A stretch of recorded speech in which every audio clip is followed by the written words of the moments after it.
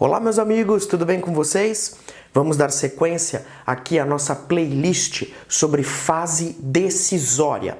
No vídeo anterior, nós começamos a analisar o instituto do reexame necessário. E nesse vídeo, nós vamos dar sequência aos nossos estudos. Tudo bem? Não sai daí, que eu volto já já.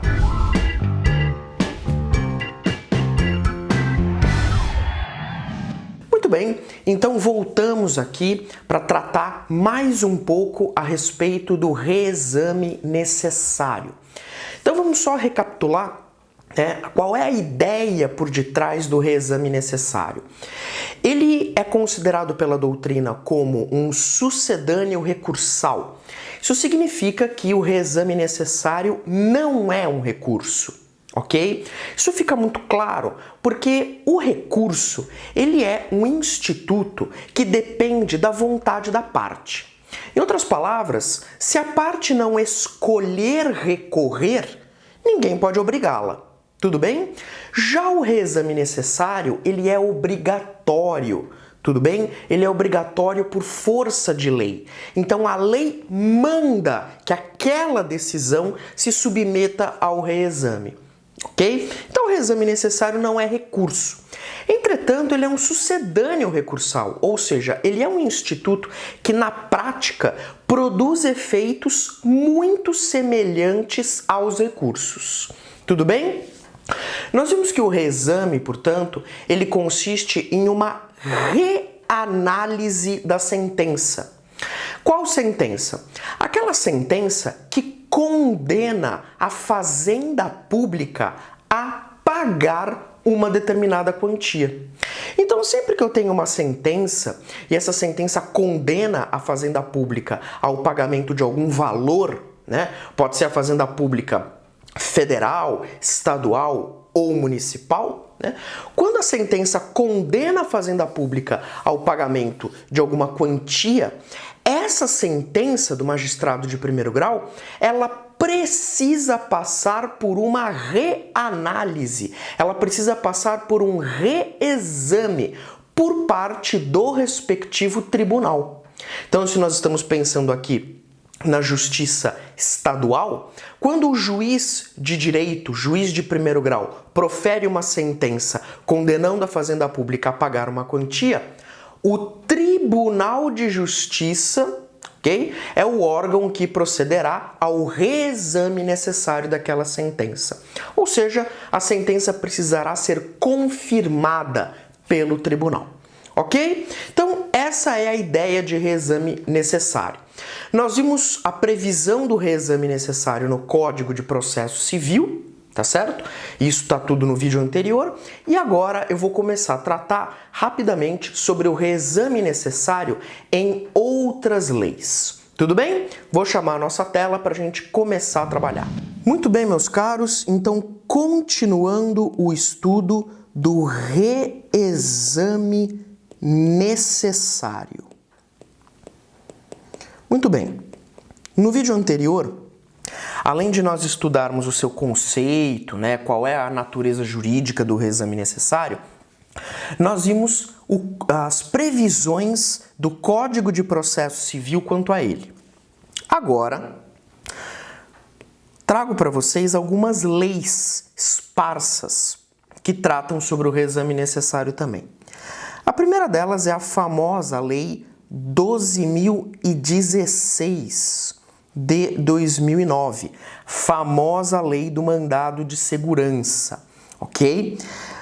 O artigo 14 dessa lei, da Lei do Mandado de Segurança, prevê que concedida a segurança, ou seja, quando o juiz ele julga procedente o mandado de segurança, quando ele concede a segurança, essa sentença ela está sujeita ao duplo grau de jurisdição, ou seja, está sujeita ao reexame necessário.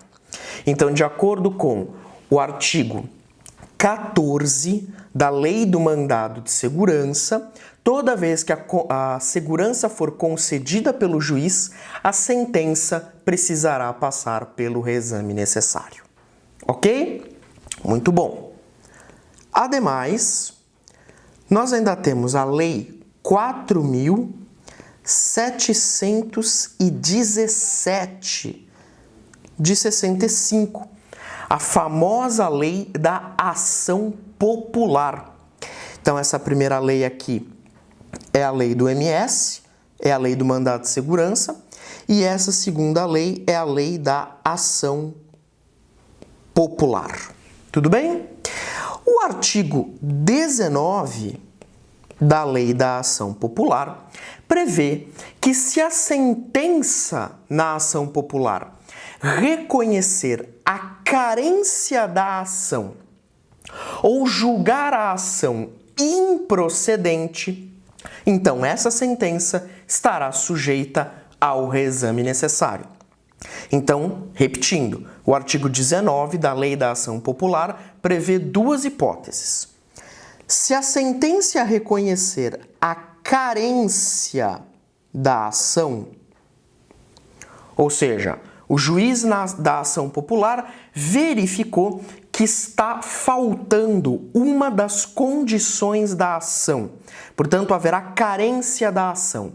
A sentença que reconhece a carência da ação da lei da ação popular, essa sentença tem que passar pelo reexame necessário. Ou se a sentença julgar a ação popular improcedente. Então, sentença que julga a ação popular improcedente está sujeita ao reexame necessário. Professor, e se a ação for julgada procedente? Bom, no caso de procedência, não haverá o reexame. Claro, contra essa sentença vai caber recurso, recurso de apelação, por exemplo, tá? Mas reexame necessário, não.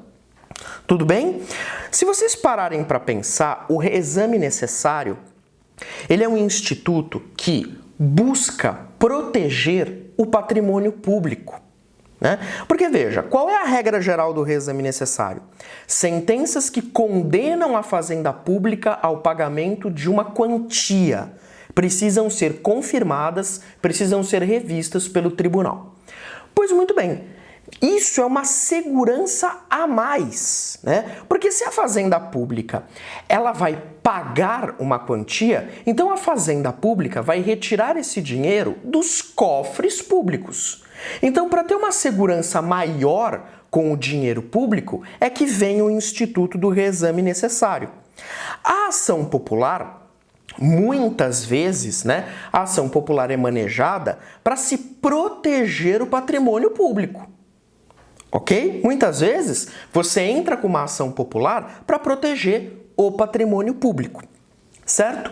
Se você julga a ação carente ou improcedente, é como se você estivesse dando uma decisão desfavorável para o patrimônio público. Entendeu? É uma decisão desfavorável, ou seja, aquela sentença, aquela decisão, entre aspas, é como se ela tivesse deixado de proteger o patrimônio público. Muito entre aspas, só para ilustrar. Claro, muitas vezes a ação popular é totalmente descabida. Aí julga improcedente mesmo. Mas para ter essa segurança de que realmente o patrimônio público não está em perigo, é que o tribunal vai confirmar a sentença. Tá? Muito bem. Temos ainda a Lei 10.259 de 2001, que é a lei que trata dos juizados especiais federais. A 10.259 de 2001, no seu artigo 13, e aqui muita atenção, prevê que nas ações de competência dos juizados especiais federais não existe reexame necessário. Tudo bem? Então, repetindo, a Lei 10.259, que é a lei que trata dos juizados especiais federais, lá no seu artigo 13, prevê que nas ações de competência do JEF, do Juizado Especial Federal, a sentença não passa por reexame necessário. ok? Não é cabível reexame necessário nas ações de competência do JEF, ok? Mais uma lei. É a Lei 12.153 de 2009. Essa lei é a Lei dos Juizados Especiais da Fazenda Pública, ok? E lá no artigo 11 dessa lei, prevê que nas causas de competência, nas ações de competência do Juizado Especial da Fazenda Pública, nessas ações também não existe reexame necessário. Aqui você tem que tomar cuidado principalmente para fins de pegadinha de concurso público, né? Porque o que você pensa? Você pensa, bom, se eu estou no âmbito dos juizados especiais da Fazenda Pública, então é claro que se a sentença condenar a Fazenda Pública ao pagamento de uma quantia, então essa sentença vai passar pelo reexame necessário. Certo ou errado? Errado, porque o artigo 11 da lei dispensa o reexame necessário nas causas de sua competência. Ok? Muito bom. Vistas então essas leis esparsas, né? Claro, eu só tratei aqui das mais importantes, das principais. Mas vistas essas leis esparsas, vamos trabalhar agora outras questões referentes ao reexame necessário. Uma questão que eu coloco para vocês. Sentença que não analisa o mérito, sentença sem resolução de mérito. Pergunto para vocês, passa pelo reexame necessário? E aí?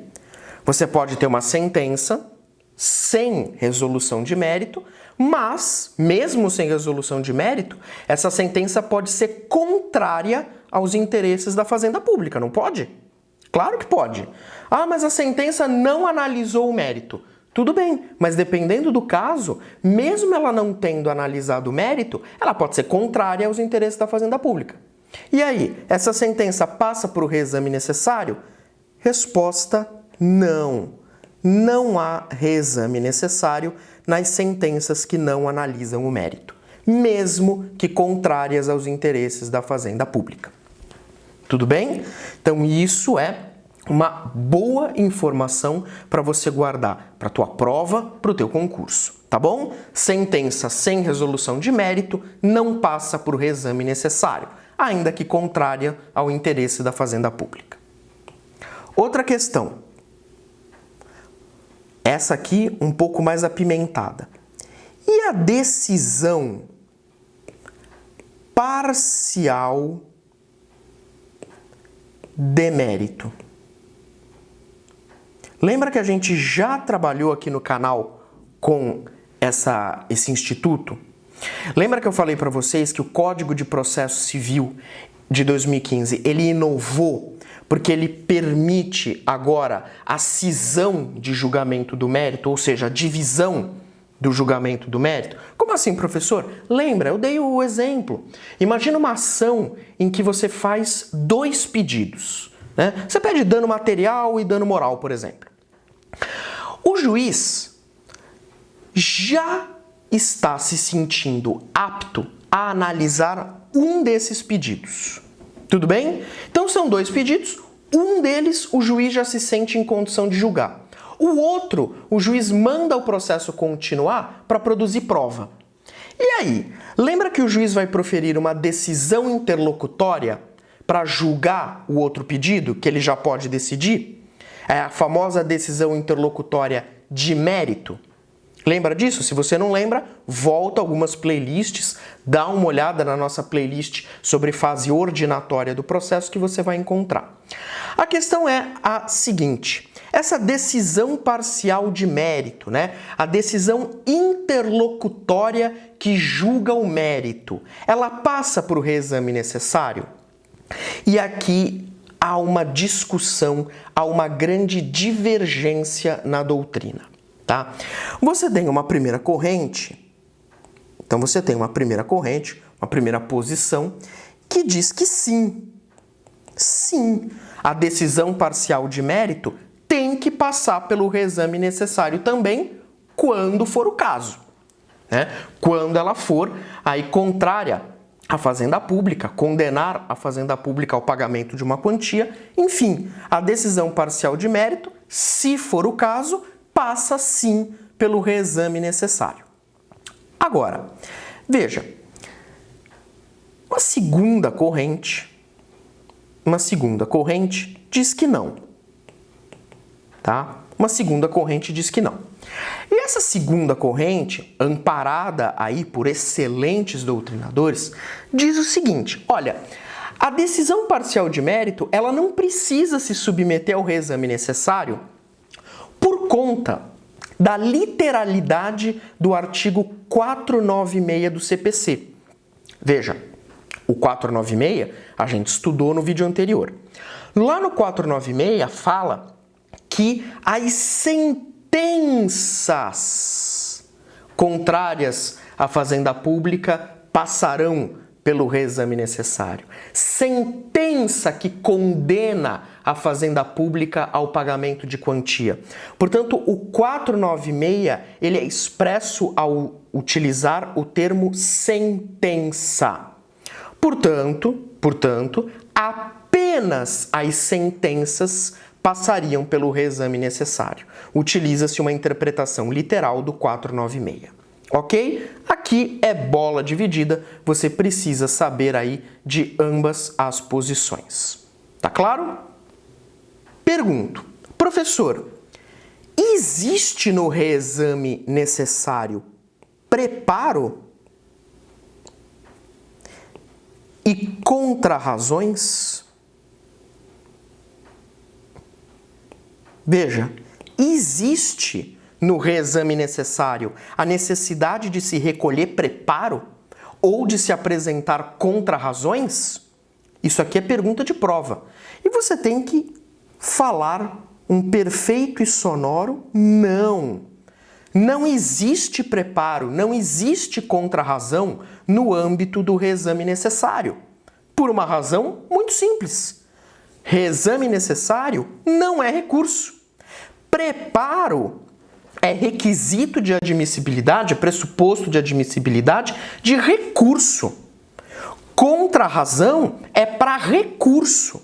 Reexame necessário não é recurso. Então, nem preparo e nem contrarrazões no reexame necessário. Tudo bem?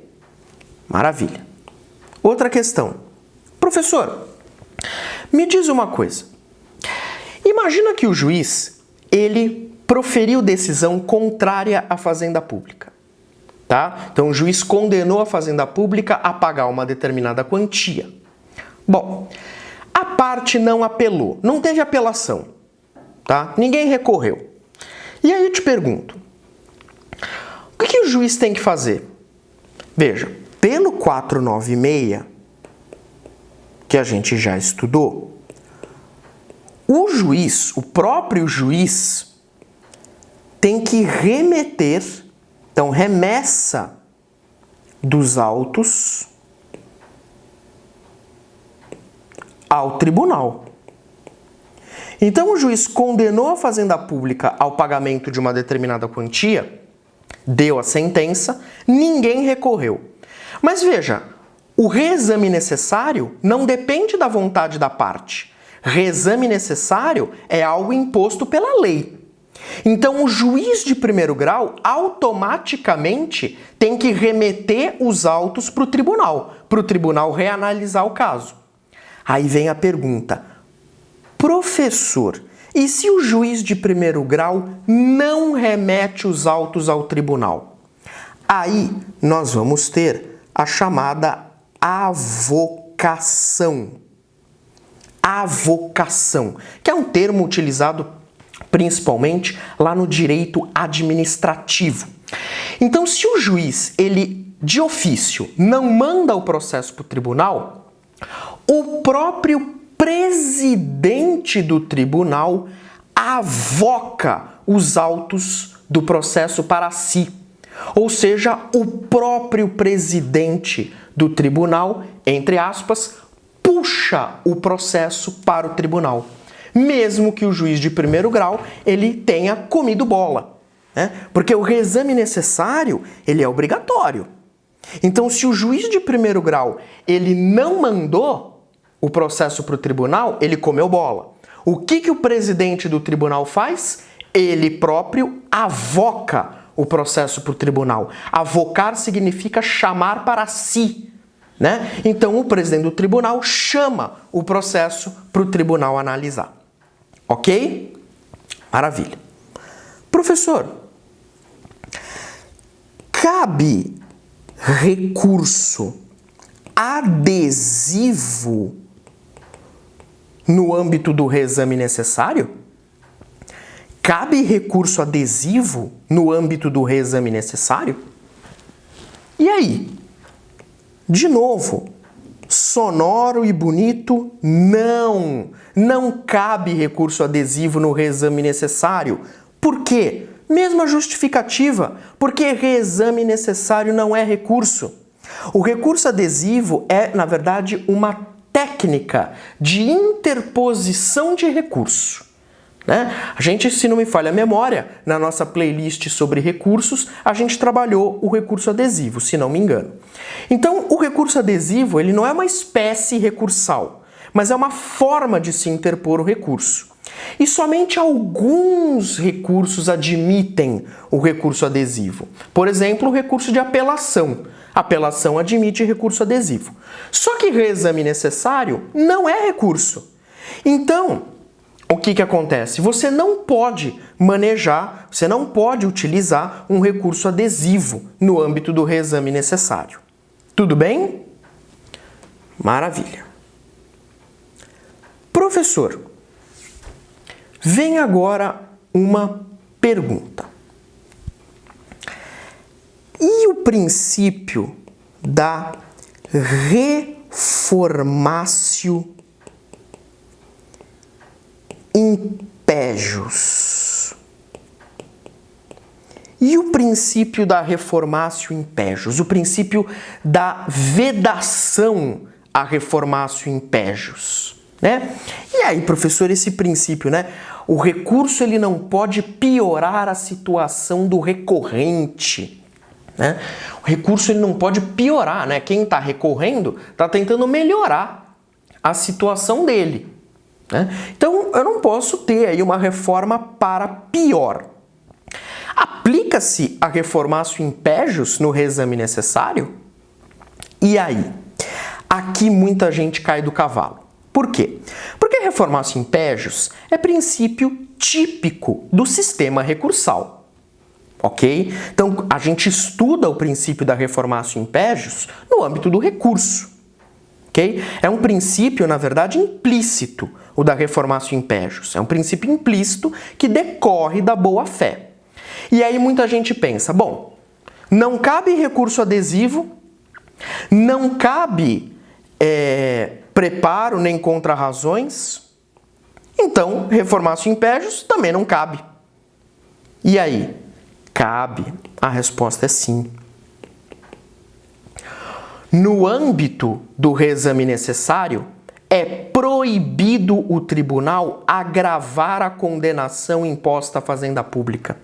Tem inclusive súmula, é a súmula 45 do STJ, do Superior Tribunal de Justiça. Mesmo a reformatio impejus sendo um instituto típico dos recursos, ele precisa ser observado também no reexame necessário. De modo que, no reexame necessário, também é proibido o tribunal agravar a condenação imposta à fazenda pública. Tudo bem? E uma última informação para a gente terminar o estudo do reexame necessário e terminar esse vídeo. Professor, e as ações originárias? E as ações originárias? Veja, você sabe que algumas ações são chamadas de ações originárias porque elas começam direto no tribunal. Ou seja, são ações que, por algum motivo, né, a lei determina que ela não passa pelo juiz de primeiro grau. Ou seja, a ação já começa no tribunal. São as ações originárias. E aí eu pergunto, nessas ações originárias em que a ação já começou no tribunal, cabe reexame necessário? Resposta: não. Não.